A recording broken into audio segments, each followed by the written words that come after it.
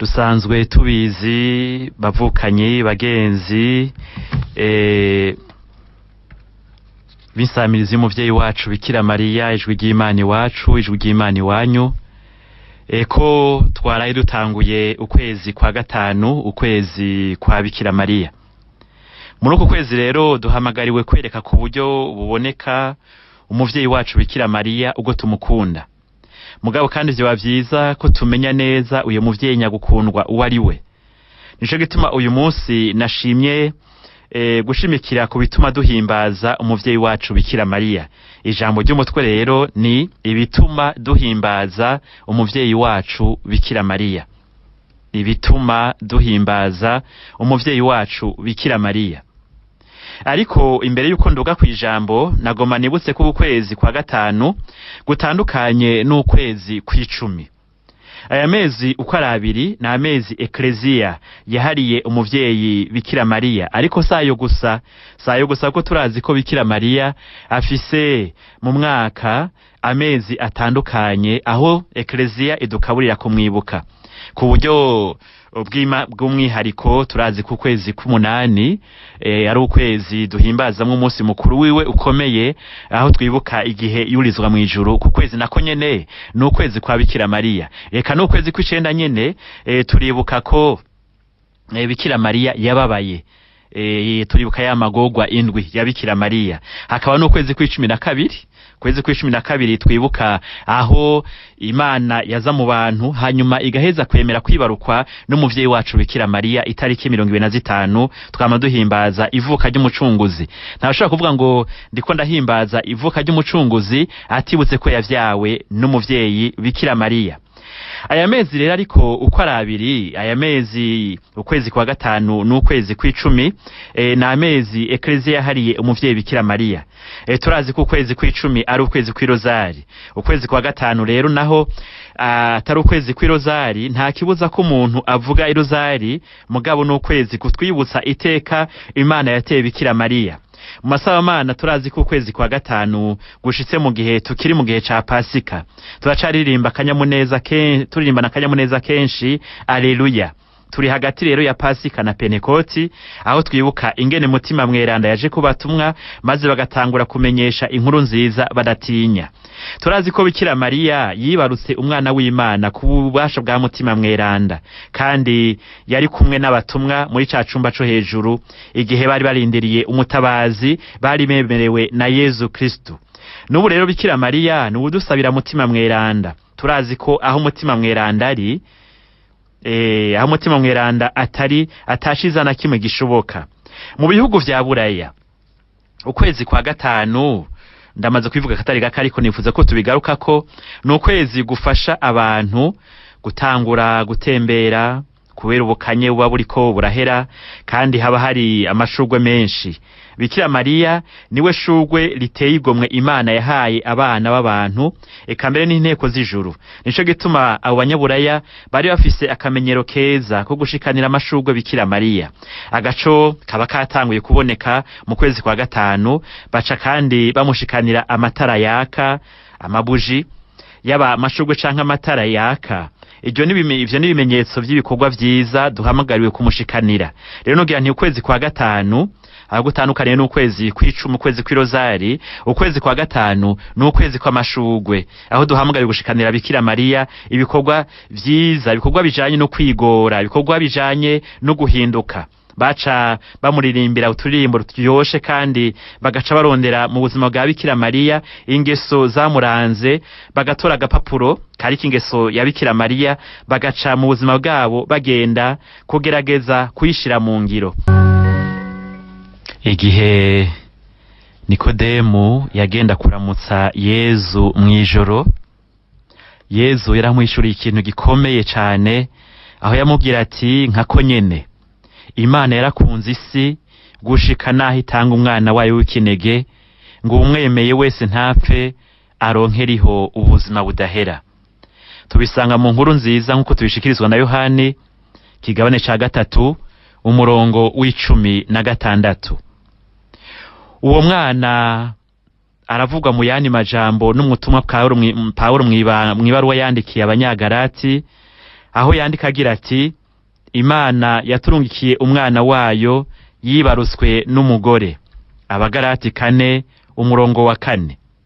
Nkako nyene uwo mwana yigize umuntu abana natwe, yemeye gusamwa n'ukwibarukwa n'umugore. Uwo mugore si uwundi ni wa wundi yabugwa mu bwuzure bwa kera, igihe abavyeyi bacu ba mbere Adamu na Eva bari bamaze gucumura. Imana yabwiye inzoka aya majambo akurikira ati nzoshira urwanko hagati yawe n'umugore, hagati y'uruvyaro rwawe n'uruvyaro rwiwe, ruzoguhonyora umutwe nawe urukomore ku gitsinsiri. Amamuko kigabane ca 3 umurongo w'15. Aya majambo yabura umucunguzi ari we Yezu Kristo. Mugabo kandi muri ayo majambo tumurikiwe n'ubwuzure bushasha, turatahura ko uwo mucunguzi yibaruswe n'umugore nkuko Paulo mweranda ahejeje kubitwibutsa. Uwo mugore rero numwe yategwa iteka ryo kwibungenga n'ukwibaruka umwana w'Imana ari we Yezu Kristo.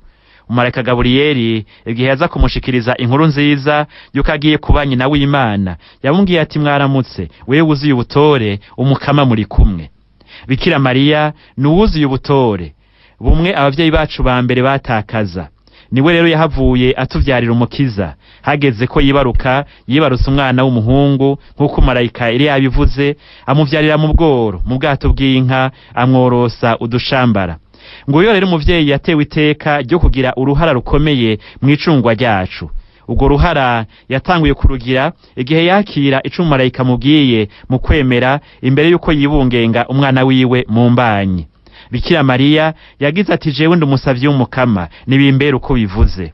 Aha rero rya jambo Yezu yabwira Toma ati ewe Toma, wemeye kuko mbonye, hahiriwe abemera ataco barinze kubona. Bikira Mariya ni muhigwe kuko yemeye ataco arabona. Nogira nti kuko abatuboneye izuba mu kwemera babivuze ati Bikira Mariya yatanguye kwibungenga jambo w'Imana mu kwemera imbere yuko amwibungenga mu mbanyi yiwe. Jambo w'Imana rero yigize umuntu kubasha bwa mutima mweranda mu mbanyi ya Bikira Mariya, hanyuma araheza abana natwe. Bikira Mariya niwe kubera ukwemera kwiwe, ukwemera kwa ruangukiye muri ya ego yiwe, hamwe yagira ati jewe ndumusavye w'umukama, yaje gukura ya oya ya Eva, uwe yatumye igicumuro n'urupfu vyinjira mw'isi. Bikira Mariya kubera ego yiwe ubuzima bwaratsinze urupfu, ego yarasinze oya. Ego nivyo kuri Bikira Mariya ni ntore yashimwe n'uwo mwijuru, yashimwe na rudasumbwa. Imana mu gutanga urukiza rwayo ku bantu yahisemwo uyo muvyeyi kugira ngo aheze abe nk'ikiraro canke ingazi bifatanya ijuru n'isi. Na Yezu wenyene imbere yuko ava kuri iyi si kugira ngo asubire kwa se, yaduhaye ico kiraro nyene, hamwe yabwira Yohana ati nguyo nyoko wawe. Yashatse kutwibutsa yuko nkuko abatuboneye izuba mu kwemera babivuga, aho Imana yacishije urukiza rwayo mu kuza kw'isi, ariho nyene twebwe nyene dutegerezwa guca kugira ngo dushikire urukiza rwacu. Aho naho sahandi ni kuri Bikira Mariya. Imana ntiyunamitse ijuru kugira ngo idukize nkuko abanyisirayeli bariko baratabaza Imana ngo ibakize abansi babo, bahora bavuga bati unamike ijuru umanuke. Ni unamike ijuru ryawe mukama, uheze umanuke, nukore ku misozi icifumba umwotsi. Nure kuri miravyo uheze ubashwiragize, nurase imyampi yawe ubirukane. Tubisanga mu Izaburi 144 kuva ku murongo wa 5 gushika ku murongo wa 6. N'umuhanuzi Izaya aragaruka kuri ayo majambo ahagira ati ni kukiga mukama Mana utureka tukayerera kure y'inzira zawe, ugakomantaza imitima yacu tukanka kukubaha. Igarure kubera ubwo ukunda abasavye bawe n'ibisata vy'icibare cawe. Igihugu cawe ceranda cabaye akanya gato mu cibare caco, abatugwanya baratabanze ingoro yawe. Kuva kera tumeze nk'abo utakiganza, izina ryawe ntibakigitirirwa. Iyo uba warutabuye ijuru ukamanuka, imisozi yosenyutse imbere yawe.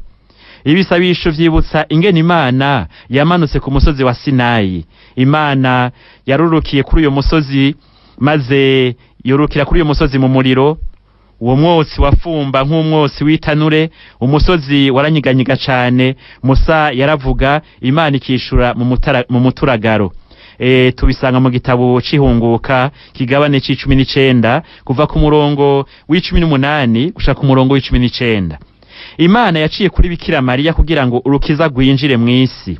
Ntiyaje yunamitse ijuru, ariko yaje mu gacerere ntangere kandi yicishije bugufi. Bikira Mariya yatewe iteka rirengeye ayandi mateka yose. Nico gituma ukwezi kwa gatanu kurutumirira kumushimagiza kubera iryo teka yatewe. Uwe nyene aravyivugira ahagira ati, kuko yibutse umuntu we muto muto, kuva ubu abantu bose bazonyita muhirwe.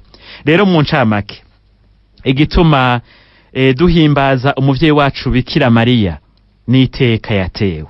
Iteka yatewe naryo rutani mateka yose abantu bashobora gutegwa, nuko yibarutse umwana w'Imana. Yarasamye, aribungenga, yongera aribaruka, mbere kandi ararera, arakuza, gushikame no munsi y'umusaraba niwe yarahagaze. Nico gituma uyu munsi tugira tuti Bikira Mariya arafise ikibanza gihambaye gikomeye mu buzima bwacu bw'ukwemera. None sinagomba kurandira cane gose. Nk'intangamarara nagomba mbendagejeje ngaha, muramaze kwimenyera ko tubaha akaryo keza kugira ngo muheze mubaze ibibazo vyanyu, muheze muterere, mutange intererano zanyu, mufatiye cane kwijambo ry'umutwe riba ritugenza kuri uyo munsi. Nkarisubiramwo ngira nti uyu munsi turiko turabira hamwe bikurikira ibituma duhimbaza umuvyeyi wacu Bikira Mariya, na cane muri ukwezi kwa gatanu, ukwezi kw'amashugwe, ukwezi gutandukanye n'ukwezi kw'icumi, kugira ngo tubananye dukora ibikorwa vyiza, ayo mashugwe meza dushikanira Bikira Mariya. Atevye maze kubona mumaze kuba benshi, mumaze kurungika ubutumwa bwanyu, murakoze gose. Reka rero mpeze ndabushikirize umusaseredoti ari ngaha kugira ngo ashobore kubishura, kumbure n'interano zanyu nazo taza kuzibashikiriza. Aravuga ati, ndamukiriza Patiri, ndi Joseline Igitega, nagira mbaze none ukwezi kwa gatanu na kanya keza ko gusaba inema Bikira Mariya no kumutura udukorwa twiza tuba twakoze. Nico kibazo ciwe Pati. Sinahuye neza ikibazo. Aravuga ati, wewe uku kwezi kwa Bikira Mariya kwa gatanu, wewe wibajije abajije yuko ariko kwezi ko gusaba inema Bikira Mariya. Nibazo bibiri, canke nuko gutura udukorwa twiza umuntu aba yakoze uyo muvyeyi. Nico kibazo ciwe. Ego, nagira ngere nti turiko turavuga Bikira Mariya mu kwemera kwacu. Ni bimeje kuvuga mu kanya gaheze bituma tumuhimbaza, nuko iteka yatewe aragahore, kandi n'ubutumwa yaronse kugira ngo isi ishore gukira buraturengeye kure. Tuzoguma tumutangarira, naco gituma tuzoguma tumusaba. Mugabo kandi kimuhimbara suko umuntu agoma ateza amaboko gusa, nuko nawe agerageza kwereka Bikira Mariya ico ashoboye. Dushoboye bike. Murabona mu muryango nk'akana kakiri gato nk'imyaka 3 kuduga buhoro imyaka 4-5, ugasanga reka arabona bakuru be bariko baragerageza gukora utuna turiya, bakazana amazi, nawe ugasanga afasha akantu gatoyi, ati nanje reka ngira ico nkoze. Ego, ugasanga reka ariko ari utuntu duto ngo yerekane nawe ko mu kwifatanya n'abandi. Rero natwe mu buzima bwacu bwa misi yose nitubwira tutireka dusabe, turakeneye kandi ko mu magara make dufise, mu ntege nke z'abana b'abantu nyene, umuntu agerageza ati nkora igikorwa ciza gishimisha umuvyeyi. Nico gituma ibi navuze vy'amashugwe, egome amashugwe umuntu arayatanga, ariko tukamenya ko ishugwe ryiza ribereye ari igikorwa ciza ndangura ngo cimisha Imana. Ego, murakoze cyane.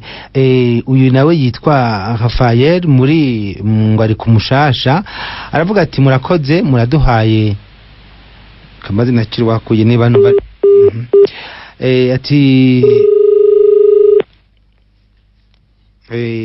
murakoze, muraduhaye umuco uku kwezi kwa gatanu no kw'icumi. Atariko none ko nkiri umwana nabona muri ayo mezi abiri yose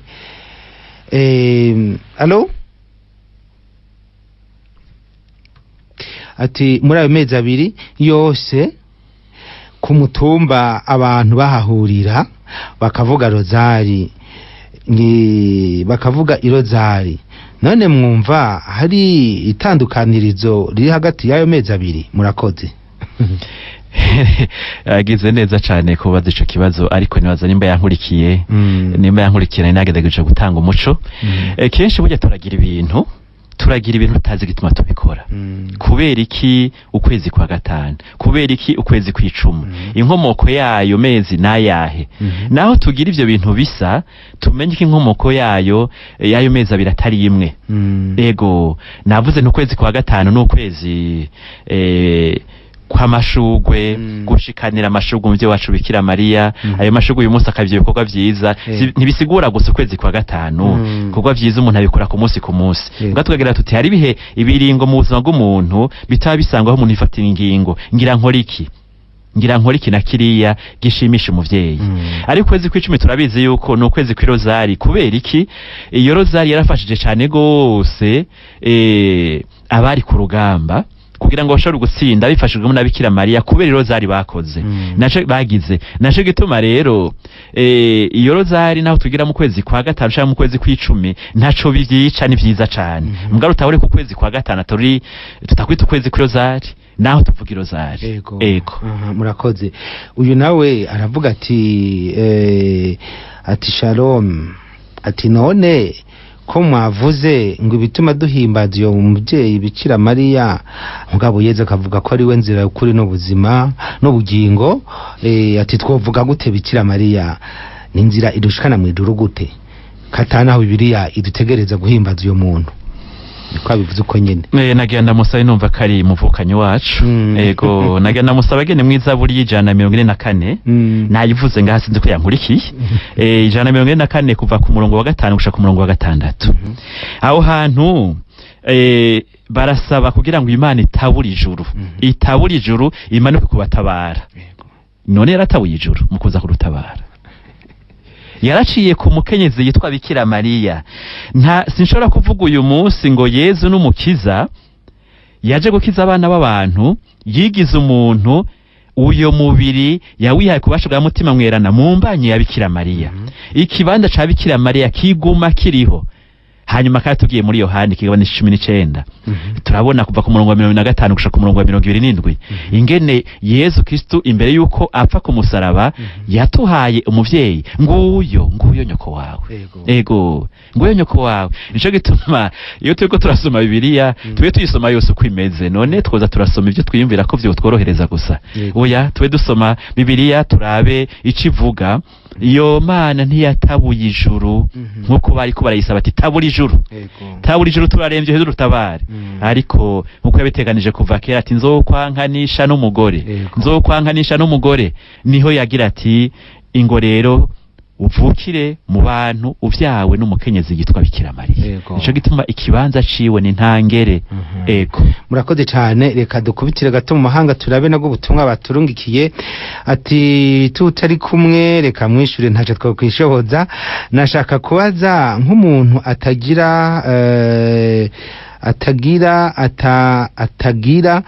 amasakaramentu namwe akora kubwo kutaronka aho ayakorera, uku kwezi yokwigenza gute? Yokora iki? Mbega hoho nibihe bikorwa bitekanijwe muri uku kwezi kwa Bikira Mariya? Ni Jamari mu Burusiya. Rakoze cyane muvukanyi wacu hariya mu Burusiya. Ibikorwa turangura sinovuga ngo nivyatswe ku rupapuro ati guhera ku cambere kushika ku cakangahe. Ariko umukristo wese arazi kahamagariye kwigenza nk'umukristo, akifata runtu. Yezu no agira ati ni mwebwe muco w'isi, ni mwebwe munyu w'isi. Nuko ntazi ubutumwa aranguriye hariya mu Burusiya, ariko nibaza ko ari umunyeshuri. Birashoboka. Nibaza ko ari umunyeshuri. Ego hariho ikintu tuvuga numvise aramutsa nkuko hari icazi ku muryango wa Schoenstatt. Ego turavuga tuti ikintu gisanzwe tujejwe ca misi yose duteza kugikora ku buryo budasanzwe. Ku ku buryo budasanzwe. Rero umuvukanyi wacu ni Jean-Marie ego nogira nti igihugu cakurungitse hiyo mu Burusiya kuko kikuze ko vyinshi ejo aho bukera turindiriye kutuzanira urupapuro rwiza rw'umutsindo rwiza ni wakora neza uzo uri kurakiza umutima wawe n'ubuzima bwawe mugabo kandi uzo uri kurakiza n'igihugu cawe ukakiduza mu bumenyi erega ivyo duhamagaye gukora n'ivyo umukama dushinze tukabikurana ubwira n'ubwitonzi bwinshi ego niko no mubwira ego ariko kandi naturonka ayo masakaramentu ndazi ko hariya bigoye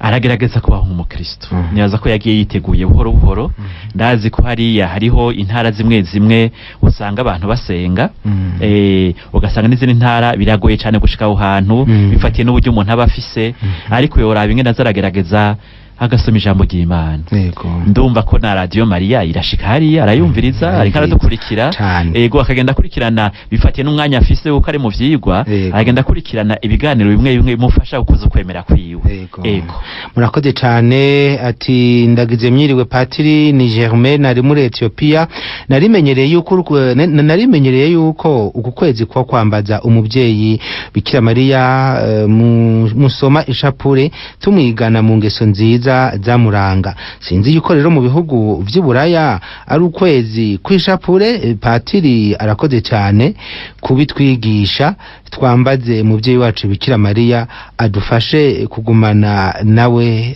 murakoze ego nibaza ko naho navuze ko ari amezi abiri atandukanye ego nivyo aratandukanye ego ukwezi kw'Irozari n'ukwezi kwa gatanu inkomoko yako ni inkomoko yavuye kuri ayo mashugwe ngaka turabizi turiko turavuga Irozari harimo ijambo bita iroza ryashugwe no kuvuga ko iyo turiko turavuga iyo shapure bihinduka bikaba amashugwe meza tugenda dushikiriza Bikira Mariya amashugwe amota neza mugabo kandi iyo mota neza kuruta mugihe duhereza iyo shapure ikajana kandi n'utwigoro tugira ngo twereko Bikira Mariya ko tugerageza kumushikiriza ico gisabisho nako kwerekana utwigoro twacu duhimbaza Bikira Mariya nka jewe ndamuhimbaza kuko mbanze ko yatuvyariye umukiza yatubwiye mu makanda yaratuboneye izuba kandi Bikira Mariya ashira kwa Yezu arishikira neza akadushikanira ivyumviro vyacu jewe nk'akarore k'iwanje Bikira Mariya arafasha cane mu bibazo iyo umuntu afise ibibazo amwambaje urumva uruhutse urumva utekanye urumva ufise amahoro ku mutima iyo umwambaje nawe arakwishura nuko hanyuma akenshi hari nuko udakunda no gukoresha ishapure nayo ni nziza cyane iradufasha mu kwambaza umuvyeyi wacu Bikira Mariya dukoresheje ishapure irafasha cyane nawe bishobora kugira n'Irozari iyo uyigize urumva naho uremurutse urumva ufise amahoro mu mutima urumva utekanye niyo wari ufise ibibazo je rimwe na rimwe harubwo nkunda kuba mfise ibibabo iyo nabigize nkavuga Irozari numva ntekanye nkumva amahoro aragarutse nari mfite n'ubwoba ku mutima nkumva ubwoba bwaheze urumva rero umuvyeyi wacu Bikira Mariya kumwambaza turamwambaza cane kandi n'utabikora naza bikora kuko birafasha cane na cane mu kuvuga ishapure Irozari navyo birafasha cane hanyuma padiri rero nawe Imana imuhezagire imukomereze mu butumwa arimwo nawe ntaza twibagira aza twibuka adushikire nawe adufasha mu masengesho natwe tumufasha murakoze murakoze uyu akaba ari Amede ari hariya muri Afrika y'Epfo sinzi niba patiri cyo mwari mushaka kuvuga ko intuze yiwe ko butumwa bwiwe nta kindi nongera katari kumukengurukira kuko atanze intererano kandi mu majambo make akongera akadushingira n'intahe ingene abayeho Yego. muri iyo migendanire yiwe n'umuvyeyi wacu Bikira Mariya. Yego. Yego. Aha, murakoze. Reka nibutse yuko rero ku bari mu mahanga mushobora kutwandikira ubutumwa, kandi abashimira gose ko mbona muri benshi muri ko murandika. Mani bahezagire gose, ni kimezo cyuko dusangiye byinshi biciye kuri no samirizi.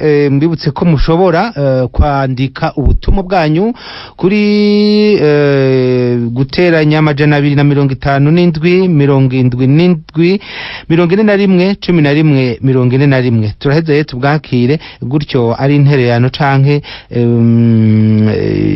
ikibazo muraheza muze kukironkera inyishu. Nuko reka rero turabe ku bundi butumwa bwinshi dufise hano. Aravuga ati ndabaramukije amahoro y'Imana, ndashimiye cyane gose ku kiganiro ca Bikira Mariya mu buzima bw'abemera muri ko muradushikiriza kandi mwama mutugezaho. Ati ikibazo canje ni iki, none ko mbona ababikira mbona tiko murabikira ngo arabizi ngo none Bikira Mariya nawe yashitwaza ko yize, ngira yumvise Bikira wewe yibaza ko ngira ngo naho kino kibazo ciwe mbona kije kidasana hatayo kudushimira. Baravuga ko ababikira batubona bo ari ico kimwe n'uyo Bikira Mariya, nibwo aza gusobanuza aravuga ko bo bize ariko Bikira Mariya ngo yarize. Yego, habajije ikibazo ciwe kandi ikibazo cose kirafise intumbero nico agomba gushikako, ubumenyi cane cane abagomba gukuramwo. Yego. Kuri ico nagira nifashishe Yezu Kristo. Yezu murabizi n'umwana wa Bikira Mariya. Yarakengerewe cane gose. Barakengerewe cane, bariko baramubona yigisha mu gisengero, bati mbega zinyagisha zikura hehe? Ibya yigisha bikura hehe ko atize, tuza aho yavukiye, umuryango wiwe ari uyu, bijya bikura hehe? Ego. Rero ibihe bigenda bihindagurika. Ibihe bigenda bihindagurika, turabona ko ishure ari ngirakamaro, igafasha gose kugira ngo umuntu ashobore gusoma.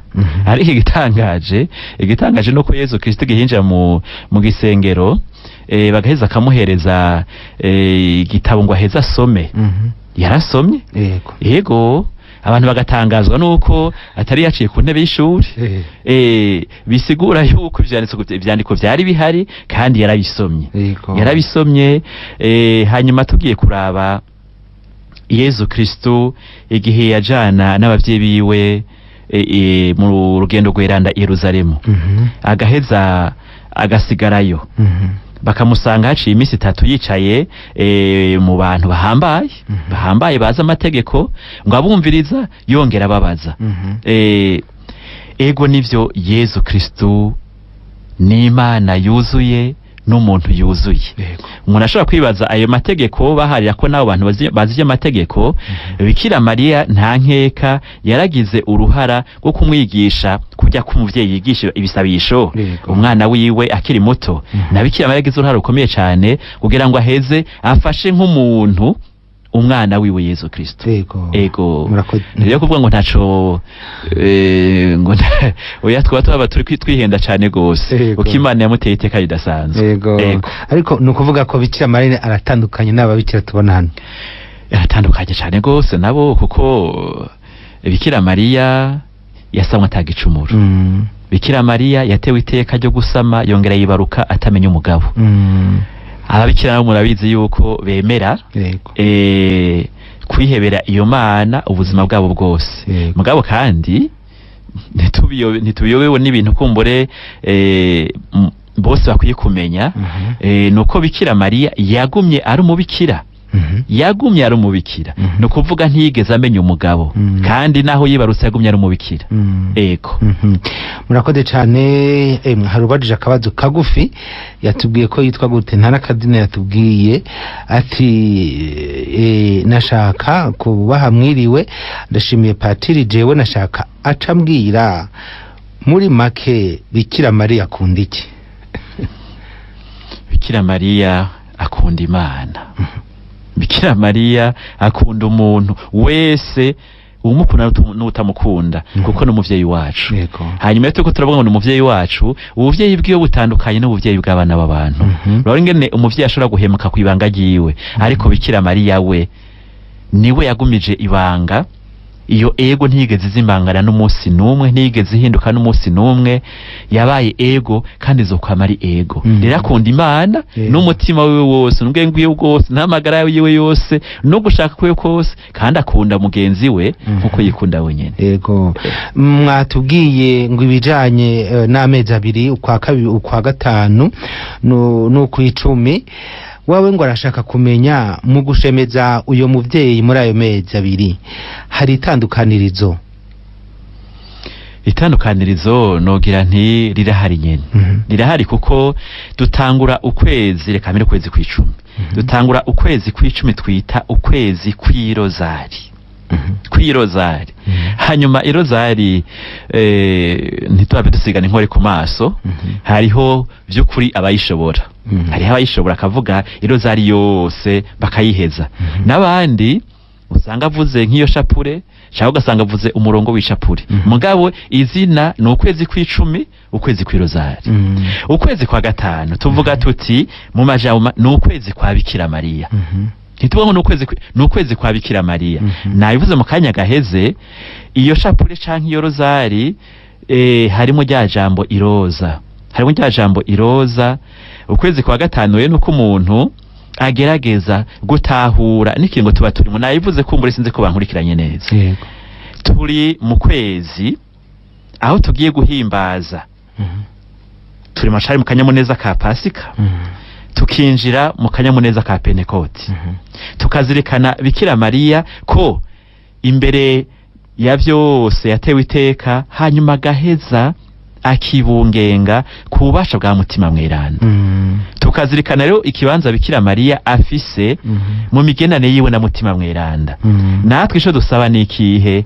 Nuko tumusaba ngo duse nawe. Umuntu akihweza izo ngeso, tukagenzwa na mutima mweranda. Hanyuma kandi umuntu agaheza kumva ko atari kugenda gusa dusaba. Umuntu agira kigoro. Mbega no kuriki gishimisha umuvyeyi. Nabivuze sayo mashugwe gusa, nabivuze sayo mabuji gusa, nabivuze ni ahandi baraheza bakaraba mbega ingeso za Bikira Mariya. Maze imisi mu biganiro mumaze gucisha ngaha bitari bike, nerekana izo ngeso ku murenzo ugaruka ko no mu misi iri imbere, kugira ngo umuntu aheze arabe mbega Bikira Mariya ninde, ivyamuranze nibihe, nanje reka ngende mfatire kuri izo ngeso za Bikira Mariya, ngende ngerageza ndabe ko ntera intambwe mu nzira y'ubwerane. Tumwa bwo muvukanyi wacu tubonye umenga turungikiye ari mu mahanga, twumvirize akaba yaturungikiye. Reka mbaze nakiwakuye. Allo. Okay, nibaze ko yavuye ku murongo. Reka rero twumvirize ubutumwa bw'uyu muvukanyi wacu ngira turamenye ari we. Tugire Kristo. Nanje ndi Lambert muri Cape Town, Western Cape, South Africa. Ndashaka gutanga kunganira ndashaka kunganira patiri cyane cyane ku bakristo abo bafise amazinda canke bafise amakenga canke babaza ibibazo binabiriya kuvyerekeye akamaro ka Bikira Mariya mu buzima bw'umukristo. Jewe ikintu ahanini gihora gikunda kumfasha kuzirikana ubuzima bwa Bikira Mariya cyane, nkumva yuko no mwicungurwa giwanje canke ry'uwundi wari we wese Bikira Mariya abifise mw'uruhara runini nya cyane nka Kristo. Niyo cyane cyane ndiko ndazirikana ivyibukiro bigize ishapure y'icubahiro ca Mana Data. Niho wumva neza muri ivyo vyibukiro ubuzima bwa Bikira Mariya ubwo aribwo, n'akamaro Bikira Mariya yatumariye munsi y'umusaraba canke mu gihe c'icungurwa ryacu. Bikira Mariya ukungene yababaranye na Yezu, aho batubwira yuko Bikira Mariya munsi y'umusaraba yaraba Yezu nawe akamuraba, ahubwo Bikira Mariya ngo ari we yababara cyane mu icungurwa ryacu gusumba nuko Yezu yari karababara, ariko atigeze avyidogera canke ngo atuke umuntu numwe mu bari ko baramubamba, ariko yagumye yumva yuko ari kumwe n'umwana wiwe mu icungurwa ryacu. Abashaka rero kumenya akamaro n'agaciro ka Bikira Mariya baza baragerageza gukurikirana ivyibukiro bigize ishapure y'icubahiro ca Mana Data kugira ngo bamenye uwo ari we. Sawa, murakoze. Murakoze. Lambert muri Afrika y'Epfo ngira ngo sinzi niba ico mungera ko pade. Ni intererano nziza cane kandi biranahimbaye kumva abantu bari kure yacu insamirizi bashikanira ubutumwa bwiza bagaheza bakabwakira naho kandi ntibabwakire gusa bagaheza bagatanga intererano yabo umwe wese agatanga ahagaze na cane mu kwemera kwiwe afatiye cane ku migena yafitaniye na Bikira Mariya. Umvukanyi wacu turamushimiye gose hariya muri Afrika y'Epfo umukama amuhezagire cane. Murakoze cane. Mugenzi wacu Jerome ari n'ikibazo nawe yaturungikiye hano aravuga ati amahoro ya Kristo, turacari mu gihe ca Pasika tukaba dutanguye ukwezi kwa Bikira Mariya. Umuvyeyi Bikira Mariya nubwo ari mu kanyamuneza kaho Kristo yazutse ariko aracafise inkovu muri we z'amagorwa ya Kristo. None umukristo muri kuno kwezi yokora iki kugira ngo amwibagize izo nkovu Jerome? Ego abajije ikibazo ciza cane gose. Yezu amaze kuzuka mu bapfuye akireka abatumwa biwe, turazi ca gihe yinjira inzu zugaye bagaheza akamubona hagati y'abati nimugira amahoro. Yaberetse ibiganza vyiwe, vya biganza vyiwe vyari bifise za nkovu. Yazukanye inkovu no kuvuga mu buzima bwacu hariho inkovu tugumana uzokuva muri iyi minsi abantu bakunze kuvuga ngo naka yankomerekeje urankomerekeje mu yandi majambo urambabaje. Bikira Mariya rero nawe yarababajwe gose n'ivyashikiye Yezu Kristo. Wamutama Simeon yari yamaze kwimuburira amubwira ati uyu mwana abenshi bazomwandura ko urupfu. Ego ati nawe nyene nawe wenyene inkoti zo gusogota mushaha. Ivyumviro vya benshi beze vyigaragaza. Niko vyagenze. Wa musirikare yasogota Yezu amaze gucikana akamusogota mu rubavu hisutse amaraso n'amazi. Burya ari ryacumu ndakunze kubivuga ni Bikira Mariya ryumvise cane. Ni Bikira Mariya ryumvise cane gose. Bisigura ko n'ubu nyene igihe cose dukora ibicumuro bitandukanye bisubiza Yezu ku musaraba bibabaza Yezu, Bikira Mariya arumva afise ububabare budasanzwe. Kuko izo nkovu nkuko umuvukanye Jerome agira ati mbega twokora iki kugira ngo dushobore kumufasha izo nkovu tuzimumare. Izo nkovu nogira nti hazozigumana kuko nivyashitse. Burya mu buzima kahise ko umuntu karafise sigura ikomeye cyane. Karafise sigura ikomeye ishobora kuba nziza cyane ikaba mbi. Igihambaye nuko umuntu amenya kwakira kahise kiwe akamenya ukabamwo nk'umukristo.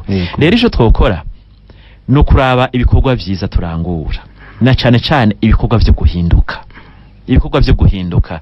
Bikira Mariya igihe yabonekera ikibeho kumwe n'ahandi hatari hake ijambo nyamukuru agaruka ko ni jambo ryo guhinduka. Nimuhinduke mwemere umwana wanje, nimuhinduke mu kuri kugwa vyiza. Rero ugomba gose kunezeza Bikira Mariya nogira nti nukuri ibikorwa vyo guhinduka agatangura bishasha. Ego murakoze cyane. Reka dushe turangiriza hano ikiganiro cacu kuko akanya karatujanye. Sinzi rero nyakubahwa Patiri mu gusozera niba ari igice wabwira kuba twumva hanyuma dusezerane. Ego mu gusozera nuko ngira nti ukwezi kwa gatanu niko bikwezi tugira tuti turamenyereye cyane gose turamaze kutwunka abantu afite imyaka 50 60 ku kwezi ndakuzi. Ariko ivyo kwemera vya mabiza ari bishasha ntibiza bishaje biza ari bishasha ngo natwe bitunagure tube bashasha. Rero ni vyiza ku kwezi kwa gatanu mu miryango yacu tubayemwo umwe wese ukuru kuruhara rwiwe canke ari kumwe n'umuryango bagaheza bakaje hamwe kuva ku kwezi kwa gatanu mu kurangura ikorwa vyiza muvugira hamwe aho gashapure kuko nako nyene karadufasha gutera amashurwe meza Bikira Mariya ayo maroza. Ego abishobora kuvuga niyo roza ntaco bitwaye ari gihambaye muri byose turondere guhinduka. Nkaboneraho gutera kamo rero abariko baratwumviriza ndamaze kumva ko abatwumviriza atari bake cyane abari hafi y'ikirimba ca Monsiyo. ndababwira yuko tubananya za ngendo nyeranda ku munsi wa gatandatu w'iyindwi tuzoba turi hariya imugera aho tuzogira urugendo rugira kabiri umunsi nanyumbwira abakristo dusangira ibisabisho vya misi yose nk'uko ayimisa ko abavyifuza bananya binyandikisha guca ku munsi wa kane tukazohaguruka rero ku wa gatandatu kwazoba biyandikishije mu gitondo kare isaha 12 n'igice zo mu gitondo tugenda tugana ikirimba ca Bikira Mariya ca hariya imugera biri muri ya ntumbero nziza yo kwitegurira neza y'ibiri imyaka 25 y'agasengero kacu ngo tuvome ivyiza muri ivyo birimba vy'umuvyeyi wacu Bikira Mariya na cyane rutegera yuko umukristo wese umaze gutegera ko ari umukristo arategera ko iwe singa iwacu ni mwijuru mugira ari ingendo nyerano twibutsa ko nako turi ku rugendo umuntu akamaduka mu vyabayemwo akerekeza amaso yiwe ku mucunguzi rero ndabahaye ikaze abifuza bogenda bakiyandikisha hariya ku musozi wa Sioni Gikungu